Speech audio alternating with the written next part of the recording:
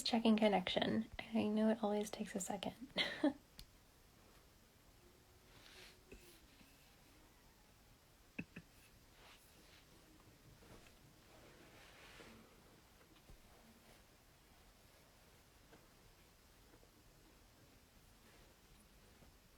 Hey, Lindsay. Okay, let me figure out how to do this. Okay, it says we're connecting. Hi. Hey! Yay, no tech issues. I always like freak out like right before the call. I was freaking out too because I was like, I don't know how to do this. Oh, all good. Oh no, it's freezing. Can you hear me okay? Yikes. Oh, there you are. Okay, You're let back. me just get off white. Oh no, there's no Hopefully that audio helps. though. Hey, Jasmine. There's no audio? Yes, you're back. You're back. It works now. Okay, okay. I was like, no audio. Yay! Yeah, sometimes our Wi-Fi I know likes it to was freezing be for a a second. little, It just as we were talking about how there were no tech issues, but oh my yeah, gosh. sometimes our Wi-Fi likes to make things more difficult than it needs to be. So I'm like, Mm. okay, maybe if I get off of the Wi-Fi, there won't be any technical difficulties. I know, right? I was worried about that because I had done a live previously with Joannie, and with Oriana, and unfortunately, like it didn't save like halfway through, so I was like, oh no. But we're out in the countryside too, so like Wi-Fi is like super spotty. But yeah, Jasmine Mhm. says she can hear us now. Yay! Yay. Good to go. Well, thank you so much. Thank you everyone for tuning in, or if you're catching the replay. I'm live here in the UK with Lindsay, based out of sunny California. Super jealous. um, Anyways, thank you again for joining me for another. I used to call them high achieving hustlers, but 2 episodes ago, I did recently change the name to these boss interviews because I've been featuring some pretty amazing people, and I'm super excited about today's guest, Lindsay. So I'd first love to introduce Lindsay to all of you. Lindsay grew up in Dallas, Texas, and when the time came for college, she decided to pack up her bags and move to LA. She graduated from Occidental College with a BA in economics and comparative studies in literature and culture. Most people don't really know what that second one is, so to save you all time, it's basically a classics degree. In fact, she can read ancient Greek. That is so cool. After college, she decided to stay in sunny California, sunny LA, and she currently works as an employee benefits consultant. She works with decision makers at various companies to help them create benefits packages for their employees. The main benefit is health insurance, but there are lots of other options like dental, vision, and even pet insurance, which I didn't know about. um, but yeah, there's definitely a lot of other things there. And yeah, when she's not working, she loves to spend time with friends, cook, and of course, watch a good show on Netflix. So yay, thank you so much for your time and being here on this Q&A today. Thank you for inviting me. Awesome. So first of all, can you tell us briefly about your story and how you got started? Like, how did you fall into the employee benefits space? Well, I literally fell into it. And so that's kind of the joke within our industry is that unless you have family in the insurance industry, typically you don't want to go into it because it sounds pretty boring from the outside. So people just fall into it. And I think it was my junior year, and I was like, I have to have an internship Mm-hmm. before I graduate so that I can get a job. And I just went to every single table at our career fair that was remotely business oriented, which was pretty much like more than half of the Yeah, tables. yep. And I came across this large broker called Gallagher, and I ended up meeting a lot of alums that work in that office and did an internship with them the summer between my junior and senior year. And at first, I didn't really know what they did. I just knew that they were risk management. And then once I Mm-hmm. got into it and saw that they were helping people with their employee benefits and health insurance, which, as we know, is pretty much a disaster in the United Yeah. States, um, I was like, okay, this is something that I can get behind. Like, I believe in everybody having health insurance, and I want to make sure that that's something that my clients are afforded. And I want to make sure that they know, hey, yes, it's expensive, but we can find ways to like mitigate that cost. Yeah. Oh, that's amazing. It becomes so much more impact driven when you actually see like the ins and outs of it. So, when you were starting out, did you have to get licensed and everything too? Yes, so you have to get licensed with each state because insurance is done on a state level. So each state gets to choose kind of their own policies. And then, of course, you have something like the Affordable Care Act that governs Mm-hmm. all of the states. But yeah, California tends to be more progressive on the insurance side, and have a lot more laws that protect the consumer rather than the insurance carrier, which is a good thing a lot of Yeah. times because consumers are the ones that typically get taken advantage of. So Mm-hmm. I did have to get licensed with the state of California. So that was like a week long course, 52 hours, I believe, of just sitting there listening to Oh them. my And it's gosh. kind of funny because a lot of the stuff that you hear in that class, you don't actually use moving forward. It's like okay, well, if you do this one thing, then here are the number of years that you can end up in jail. And I'm like, I mean, I guess that's good to know, but also Yeah. like, I'm not going to remember this. So true. Well, I think it's really good. And probably like, as you graduated, you had all these licenses that came with you, huh? That's awesome. Yeah. So it's Very super good. exciting. That's awesome. So, what would you say is the favorite thing about the work that you do now? My favorite thing is well, pre-COVID, I used to meet a ton of people because I was going to all these different events, all these different conferences and things. So I would get to meet people all the time, and that was exciting and kept me from feeling like I was just sitting at a desk doing the same thing over and over every day. But I also love the aspect of the fact that we're helping people get insurance and we're helping their employer understand, okay, here's the employee population that you have. You have a lot more women at childbearing age, so you need coverage that's Mm. going to support mothers, or maybe you have a lot of women who want to have children, but we want to implement fertility benefits because those are things that typically aren't included in insurance. So it's problem solving that's really exciting, but you're Yeah. helping people in the end. That's awesome.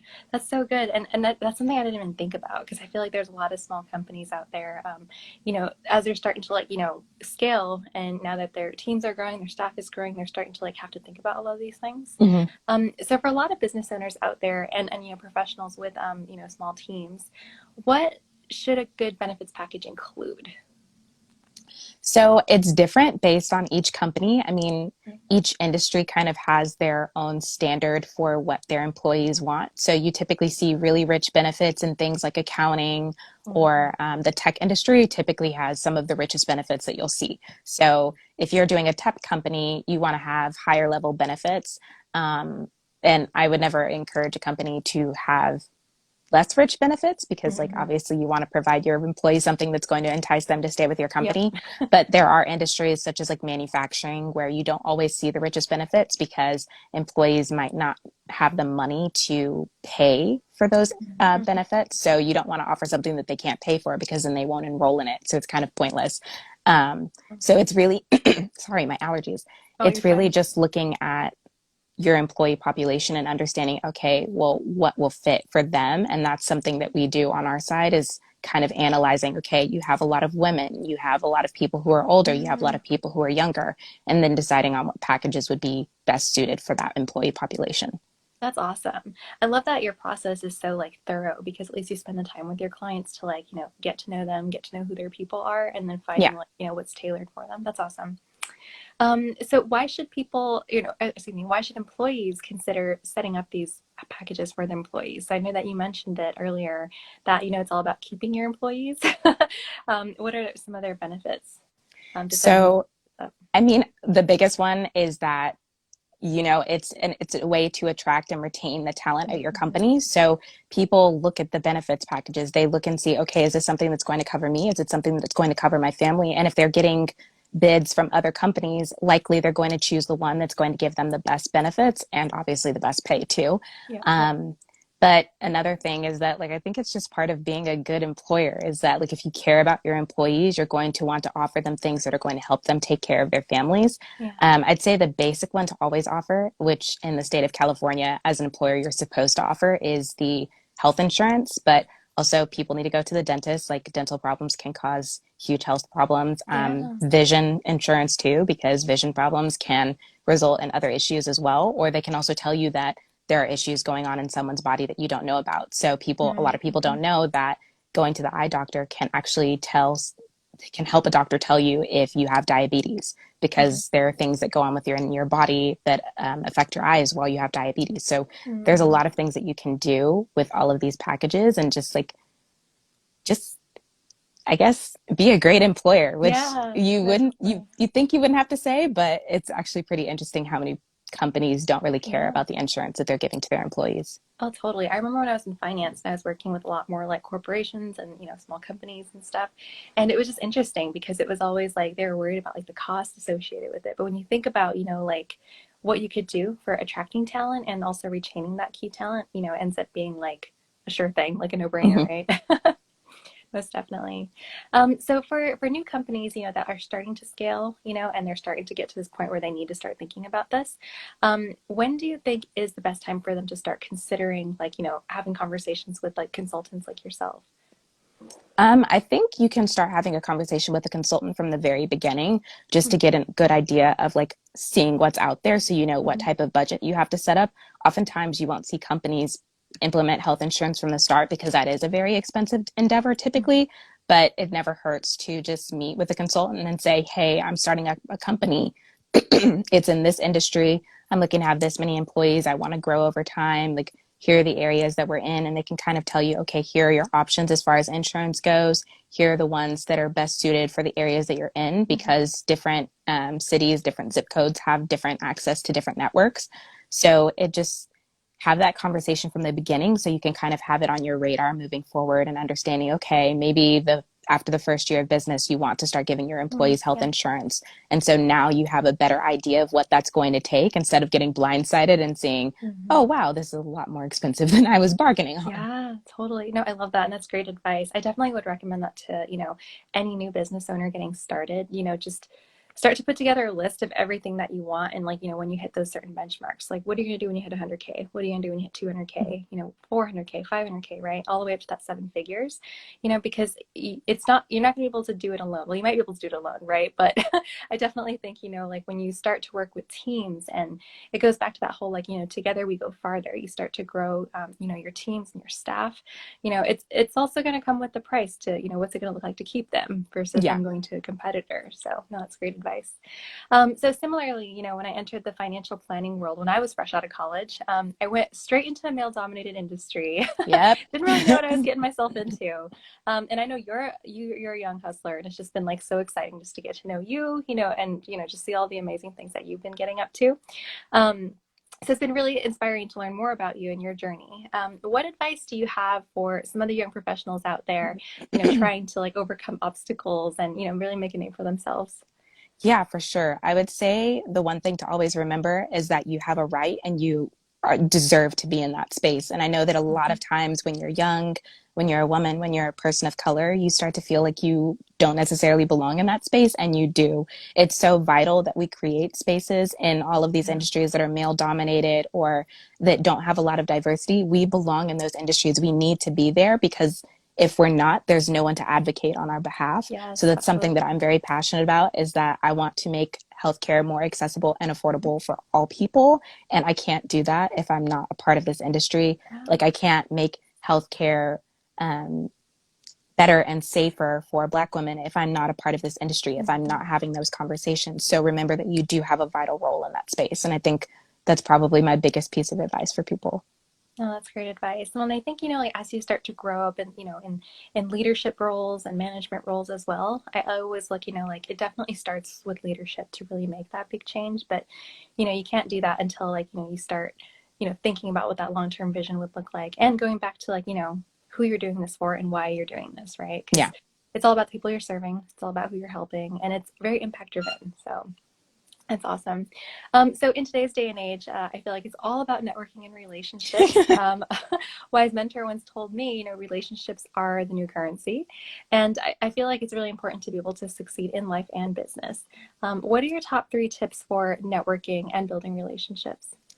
Networking, I would say. So I'm in this networking group called Athletes Touch, and hint, hint, it's based on all of us being athletes at some point in our life. A lot of us, it was during college, but What did you play?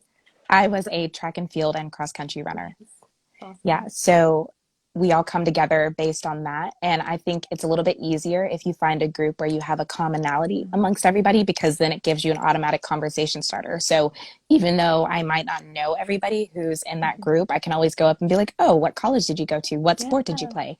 And then Mhm. that's an automatic conversation starter. And it's not as awkward because there are networking events where I've walked in and I'm like, okay, I don't even know who to talk to first. There's so many people in here. This is overwhelming. Let me go run to the bathroom and gather myself Yeah. before I walk back in this room. Oh my gosh, totally. Well, do you have any like funny stories, like some funny networking event stories? Put you on the spot here. Sorry. Okay, now I'm good. Sorry, my No, you're fine. allergies in California are not liking me right Mm, now. yeah. But I think there was this one event and it was supposed to be a women's group. And so I was super excited because I'm very passionate about networking with other women and Mhm. just, feeding that energy and supporting each other and lifting each other up. And I go in and I was like, okay. this seems a little interesting. You know, when you like walk into a room and you're like, okay, something's kind of off, but I don't know what it is. Yep, yep. And the first thing that happened is the lady tells me I have my name tag on the wrong side of my body. Oh, She was like, that's not the proper side of your body to wear your name tag on. And I was just oh my like, gosh. I didn't know there was a Yeah. proper side of Okay, my body to wear yeah. a name tag on. So I was like, okay, this is just a little bit weird. And then it just became this thing where people were making like these really inappropriate jokes. Like we couldn't go to the bathroom except during this one 15-minute Oh my period during gosh. the 3 hour thing. And I was like, I don't know if I like being told when I can and can't go to Yeah. the bathroom. And I am 24 years old. This seems a little Right. weird. So that was probably my weirdest networking experience. I was just like, I feel like I'm back in kindergarten with having to ask the teacher if I can go to the restroom. Oh my gosh, that's crazy. It reminds me of a networking event that I went to. I know we're going a little off topic here, but like they set it up like kind of like a speed dating thing, and Mhm. you just don't get enough time. And like this Yeah. buzzer was literally like 2 minutes, and I was just like, seriously? So yeah, wasn't my jam. Yeah. No, I've But no, been I to love those that too. advice. And I'm Like, like, yeah, you need more than 2 minutes to talk to somebody and yeah, get to know them and understand what they do. exactly. No, totally. So yeah, no, going back to your first point, like I love that advice. Like pick networking events that, you might enjoy, like, common ground, finding good topics. So yeah. Yeah. What are your other top two tips or top, excuse me, yeah, the other top two tips for networking events? The other one, always follow up with people. Like Mm, if you get a business card from someone, always follow up with them afterwards. And I think a lot of times people, like you might meet someone and you don't see how they can support you immediately, mhm. but also think about maybe there are ways that I can support them, or maybe there's someone that I can introduce them to. Maybe there's someone that they can introduce me to. You never know who somebody else Yeah. knows, or what support somebody else needs. So always follow up with people because there have been times where I didn't necessarily see the ways in which someone could support me in insurance or a way that they could refer me clients, but they've become great contacts. They've become great friends. So it's like maybe you don't get any business out of it, but you might get a really cool friend that you get to hang out with on the weekends or be able to talk to Yeah. or get a mentor. So always follow up with people is a great thing to do. And then the third one, I'd say, and this sounds kind of weird, don't take it so seriously. Mm-hmm. Um, just go in and be yourself. I feel like a lot of Yeah. times when you go into a networking event, you're just like, okay, I have to put my best self on. And obviously, you want to go in a professional manner, but Mm-hmm. also you want people to see who you are because that's Yeah. what's going to attract them to you. So you Yeah. don't want to go in and try to be somebody that you're not. So don't take it so seriously. Just go in and gravitate towards the people that seem interesting to you and the people that come over to you and just have those conversations with them and enjoy your time.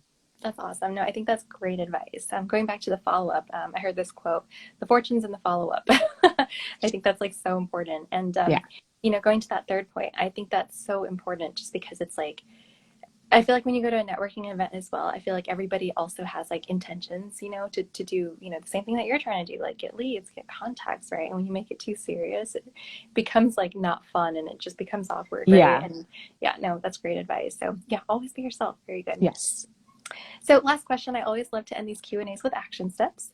What is the one action step you would recommend for these young professionals or entrepreneurs to do today as it relates to everything that we talked about today? So I know we covered a lot, but definitely some good Oh stuff. gosh. The one action step, I guess it's kind of like an action step and a piece of advice, but there's this quote Yeah. that I love that failure prepares you for success, but success Mm. doesn't always prepare you for failure. So just Yeah. be okay when things don't go the way that they're planned. And you can ask my friends, I do not like when things do not go according to plan, but I Same. feel like some of the best lessons that I've learned have come from the times where they didn't go according to plan and I had to improvise or I had to go ask somebody for help. So be okay when those things aren't happening and just kind of like take in those moments and really reflect on them because those are the times where you're going to learn the most about yourself. Those are the times where you're going to learn the most about what you're trying to do and your mission and your goals moving forward and like how you need to tweak things to actually reach those goals. Yeah. Oh, I love that advice. I'm gonna have to watch the replay and get that quote because I love that. That's brilliant. Well, thank you so much for being on today, and just sharing more about your story and about the type of work that you do. It's just been really, really nice to like learn more about you. And it's just been really exciting too to just like, see you grow in this industry. And I'm just always like really inspired by you too. So Lindsay is actually one of my mastermind sisters. So shout out to you, Lynn. Mastermind. Yeah. And I'm just, it's been like really cool just being able to like go on this journey together.